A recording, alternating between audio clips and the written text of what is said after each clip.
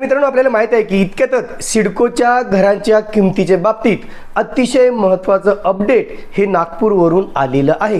आणि नेमकं जे काही मागील 1.5 ते 2 वर्षापासून जो संघर्ष सुरू होता, जो लढा सुरू होता, जे काही आंदोलन सुरू होतं, त्या आंदोलनाला म्हणा, त्या लढ्याला म्हणा, त्या संघर्षाला म्हणा, अखेर यश आलेलं आहे। आणि माझे पसंतीचे सिडकोचे घर या घरांची किमती आता कमी करण्याचा निर्णय काही वेळापूर्वीच झालेला आहे। नेमक्याचा परिणाम घरांच्या किमतीवरती कसा होऊ शकतो, म्हणजे कोणत्या ठिकाणच्या घरांची किमती किती टक्क्यांनी कमी झाल्या, तर तेथील ॲक्च्युअल किमती काय होऊ शकतात, या संदर्भात आज आपण थोडक्यात माहिती पाहणार आहोत। नमस्कार मित्रांनो, कसे आहात सगळे? मजेत ना? स्वागत आहे आपल्या सर्वांचं या YouTube चॅनलवरती, ज्याचं नाव आहे RK प्रॉपर्टी न्यूज।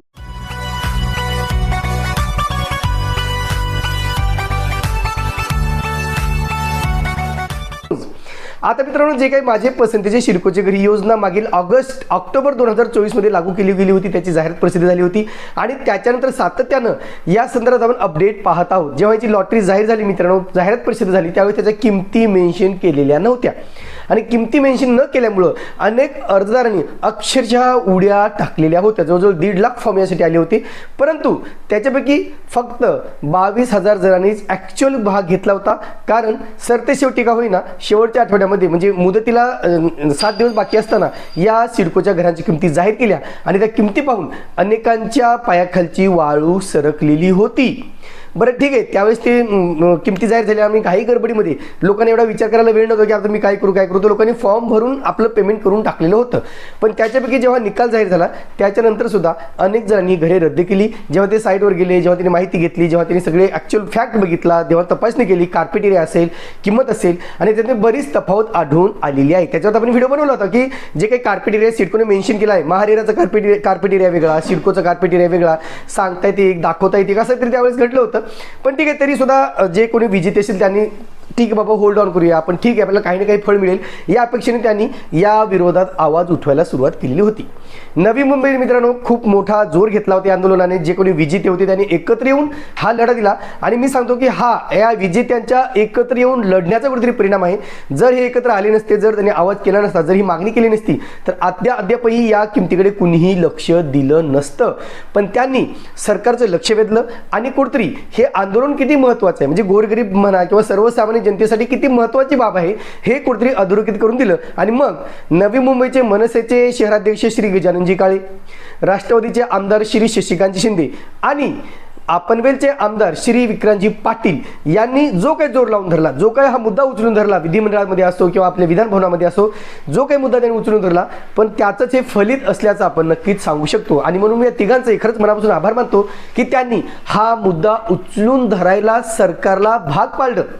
आजच मित्रांनो याच्या संदर्भातली अधिकृत घोषणा ही आपल्या राज्याचे उपमुख्यमंत्री तथा नगरविकास मंत्री माननीय एकनाथजी शिंदे यांनी विधान परिषदेमध्ये केलेली आहे। जे विधिमंडळाचे अधिवेशन सुरू आहे मित्रांनो, त्यामध्ये 3 दिवसापासून हा मुद्दा गाजतोय आणि आपण मागच्या व्हिडिओमध्ये सांगितलं होतं की आपले पनवेलचे आमदार श्री विक्रांतजी पाटील यांनी कशा प्रकारे तो मुद्दा उपस्थित केला होता। एक प्रॉपर अभ्यास करून, म्हणजे अभ्यासपूर्ण आपला मुद्दा कसा मांडायचा हे त्याच्यावर खरं तर शिकायला पाहिजे। आणि त्यांनी सिडकोचे जे कोणी विजेते असतील त्यांची जी काही बाजू आहे ती एकदम ठामपणे आणि सरळ साध्या सोप्या भाषेमध्ये मांडलेली होती। आणि म्हणून आता कुठेतरी सिडकोच्या विजेत्यांना शासनाकडून खूप मोठं एक गिफ्ट मिळालेलं आहे आणि ते म्हणजे या घराच्या किमतीमध्ये 10% घट केली गेली आहे। म्हणजे 10% किमती कमी केल्या गेल्या आहेत। आता नाही असं वाटेल की 10% केल्या म्हणजे खूप काही जास्त केलं, असं अजिबात नाहीये, किंवा 10% केले म्हणजे खूप काही उहापोह करण्यासारखं काही नाहीये, नक्कीच नाहीये। पण जो काही लढा विजेत्यांनी सुरू केला त्या लढ्याला थोडंफार का होईना यश आलं। ह्याच्या पुढे सुद्धा असे जर लढे आले, अशा प्रकारे जर आपण ठामपणे आपल्या बाजू मांडल्या, तर नक्कीच याच्यावरती सुद्धा पुढे चालून भविष्यामध्ये नक्कीच दूरगामी परिणाम होऊ शकतो। इथून पुढे सुद्धा जेव्हा लॉटरी काढली जाईल, जेव्हा जाहीर बनवली जाईल, त्यावेळेस या सगळ्या गोष्टी आता विचार करूनच सिडकोचे अधिकारी या गोष्टीला लक्षात घेऊनच पुढील जाहिरात प्रसिद्ध करतील, यात मात्र शंकाच नाही। परंतु ज्या विजेत्यांनी, ज्या अर्जदारांनी हा लढा लावून धरला, हा लढा लढला, हा संघर्षामध्ये ते सामील झाले, खरं तर सामील झाले पण म्हणू शकतो, व्हॉट्सअप ग्रुप बनवून एकमेकांशी कॉन्टॅक्ट करून एकत्र आले आणि त्यांनी हा लढा दिला, त्याचे नक्कीच फलित आहे मित्रांनो। आणि त्याच्यामुळे जे कोणी अर्जदार, जे कोणी विजेते या लढ्यामध्ये सहभागी झाले होते त्यांचे सुद्धा मी अगदी मनापासून आभार मानतो। विशेषतः मी 2 ते 3 जणांची नावं घेऊ इच्छितो मित्रांनो। त्यांनी सातत्यानं मागील 1 वर्षभरापासून सातत्यानं आम्हाला अपडेट देत आहेत। आज सुद्धा आम्हाला अपडेट आलं होतं मित्रांनो की विधिमंडळ जेव्हा हा मुद्दा सुरू होता, जसा निर्णय झाला तसा आम्हाला सुद्धा फोन आला होता की RK सर 10% मंजुरी मिळालेली आहे, पण अधिकृत घोषणा झालेली नाही। त्याच्यामुळे थोडा वेळ काय होईना पण तुमचा व्हिडिओ होल्ड ठेवा असं त्यांनी सांगितलं होतं. परंतु जेव्हा याची अधिकृत घोषणा प्रसिद्ध प्रसार माध्यमासमोर होईल तेव्हाच तुम्ही हा व्हिडिओ टाका असं त्यांनी आवर्जून रिक्वेस्ट सुद्धा केली होती. म्हणजे तुम्ही ही गोष्ट रिव्हील नका करू असे त्यांनी सांगितलं होतं.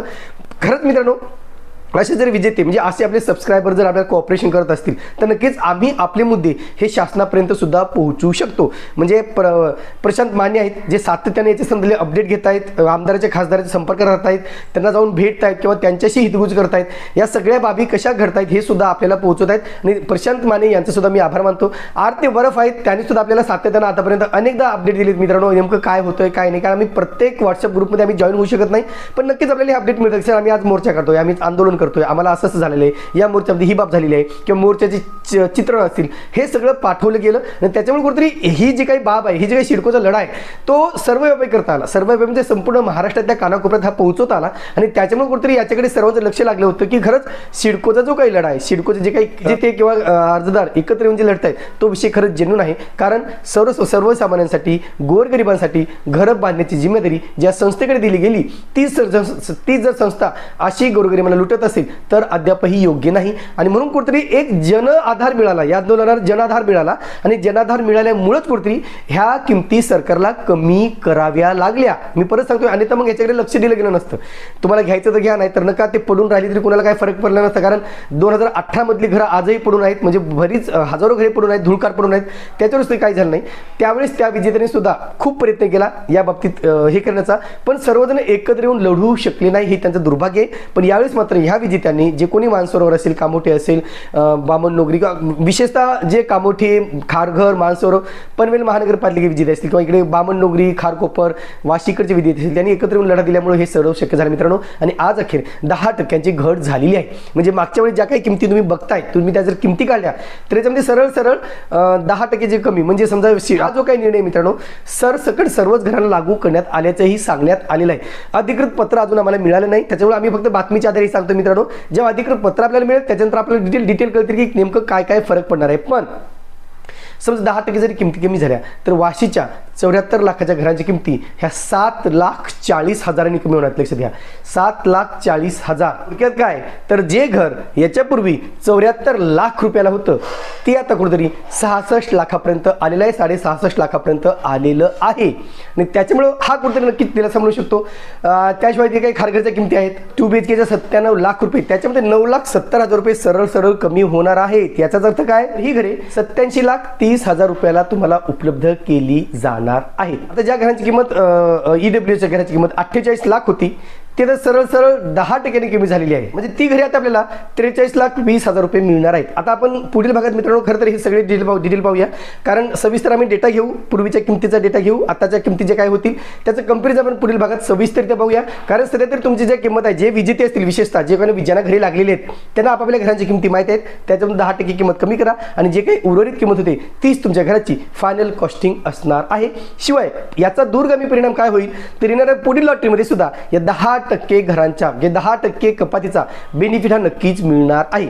आम्ही लवकरच मित्रांनो आता हे जे काही अपडेट झालेलं आहे, फक्त सिडकोची जी काही अपकमिंग लॉटरी होती यामुळे थांबली होती. आता अपकमिंग लॉटरीची सुद्धा आम्ही अपडेट परवापर्यंत घेण्याचा प्रयत्न करू आणि नेमकं नवीन लॉटरी सुद्धा कधी जाहीर होईल याकडेही आमचं लक्ष लागलेलं आहे किंवा त्याच्या संदर्भात आम्ही लवकरच अपडेट घेऊन आपल्या समोर हजर होणार आहोत. परंतु काही का होईना पण अखेर या घरांच्या किमती कमी झाल्यामुळं सर्वसामान्यांना थोडाफार का होईना पण नक्कीच दिलासा मिळालेला आहे. आणि त्याशिवाय मित्रांनो मी आपल्या राज्याचे मुख्यमंत्री माननीय देवेंद्रजी फडणवीस, आपल्या राज्याचे उपमुख्यमंत्री तथा नगरविकास मंत्री माननीय एकनाथजी शिंदे, आपल्या राज्याचे उपमुख्यमंत्री माननीय अजितदादा पवार, त्यावर सिडकोच्या सर्व अधिकाऱ्यांचं मनापासून आभार मानतो. आणि त्यांनी ज्यांनी कळत न कळत या संघर्षामध्ये साथ दिली, या घरांच्या किमती कमी करण्यामध्ये साथ दिली, त्या सर्वांचं RK प्रॉपर्टी न्यूज कडून खूप खूप आभार. धन्यवाद.